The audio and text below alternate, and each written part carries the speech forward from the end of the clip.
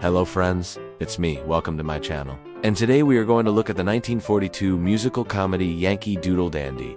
The film stars James Cagney in the role of George M. Cohan, America's favorite songwriter and one of the most successful Broadway producers of all time. And in this film, he shows us how he did it. The film is produced by First National Pictures and directed by Michael Curtis, who would go on to direct the classic 1949 film White Christmas. But here he crafts a wonderful 2-hour biopic about the life of George M. Cohan, from his days as a young performer until his entrance into the American Theater Hall of Fame. In the beginning of the film, we see George M. Cohan performing one of his greatest hits, Yankee Doodle Boy, which becomes the anthem of the American Expeditionary Force during World War. This introduces the character that we will know throughout the film. He's a man with a lot of energy, not afraid to speak his mind and proudly extolling the virtues of America. The film then flashes back to the early days of George M. Cohan's career. He was born to an Irish immigrant family in New York City. His father was a performer and brought his sons, George and his younger brother, on tour with him, so the boys were performing in minstrel shows by age 7 or 8. We see this depicted in the film by James Cagney, dancing with a cardboard sign around his neck reading Little George. As they come of age, their father remains their manager, but gives them more freedom to try new things. He dies when George is 16 years old, and George assumes the role of head of the family. He supports his mother and younger brother William, and makes sure that he gets an opportunity to perform. They continue to tour, and eventually George brings William into his act officially, and they become known as the Four Cohans.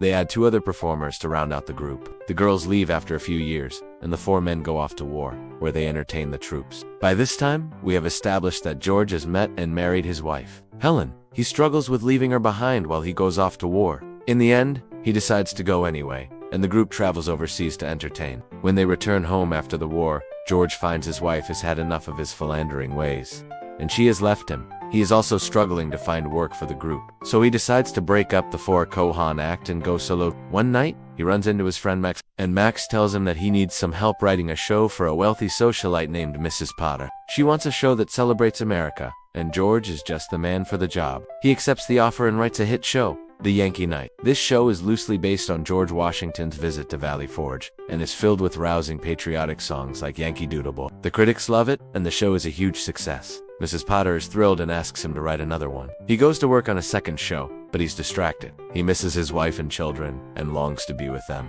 He feels that his success is meaningless without his family. He goes to see her and tries to win her back. She tells him that if he really wants to make something of himself, he should leave show business, and she will consider getting back together. Broken-hearted, he returns to his work, pouring his feelings into the new show. This new show is called 7 Keys to Baldpate, and it, too, is a smash hit. After its opening, he receives a telegram telling him that his wife has died. Once again, he is lost without hope. But his pal Max convinces him to soldier on for the good of his children. He needs money to take care of them now that his wife is gone. The next day, he walks into his office and meets his new secretary, Mary. She is beautiful and intelligent, and they begin working together to craft his third show. The result is the Charleston, and it becomes the biggest sensation yet. Years go by and we see George M. Cohan through his greatest successes and personal tragedies. We watch him lose his brother, William, to the Spanish influenza pandemic, and we watch him survive. In the end, he is inducted into the American Theater Hall of Fame. What do we have here? Why does this film matter?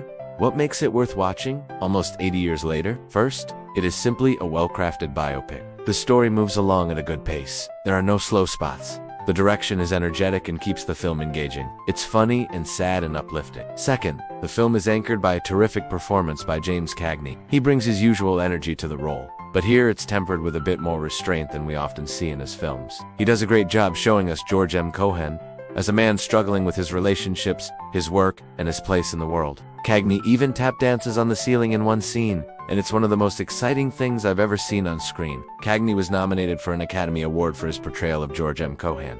Third, the music in this film is fantastic. George M. Cohan wrote many of the songs in the film, including the title track, Yankee Doodle Dandy, You're a Grand Old Flag, Give My Regards to Broadway, and The Outlook is Wonderful. Other songs in the film include The Yankee Night, I'm a Bachelor Again, The Band Played On, and Mary. All of these songs are toe-dapping, feel-good numbers that celebrate America and the American dream. Fourth, the film has a great supporting cast. Basil Rathbone plays Max, George's agent. He is perfectly cast as the cynical but lovable agent who sees the best in George despite his flaws. He is a wonderful foil for Cagney and steals every scene that he is in. The rest of the cast is rounded out by Joan Leslie as Mary, S.S. Sakal as Sam, George's director, and Donald Crisp as George's father. Each of them contribute to the film's overall success. Fifth, the film is patriotic, but not over the top. The patriotism in the film comes across as genuine and heartfelt. We get a sense that George M. Cohan really believed in what he was singing and that he loved his country. This is not it's a celebration of America at a time when Americans needed something to celebrate. And finally, the film is a lot of fun. It's fast-paced and exciting. The music is catchy and the dancing is great. It's a feel-good movie that will leave you humming the tunes long after you've seen it. Who should watch this film? Anyone who loves musicals or comedies or just wants to feel good should watch this film. It's a classic for a reason. It is a great film that will put a smile on your face and a song in your heart. Where can you watch it? This film is currently available on HBO Max. Well, that's all I've got for now. Thanks for joining me. If you liked this video, please give it a thumbs up and share it with your friends. If you haven't done so already, please subscribe and turn on notifications so you don't miss any of my new videos. I'm also on social media. You can follow me there for updates and other movie-related stuff.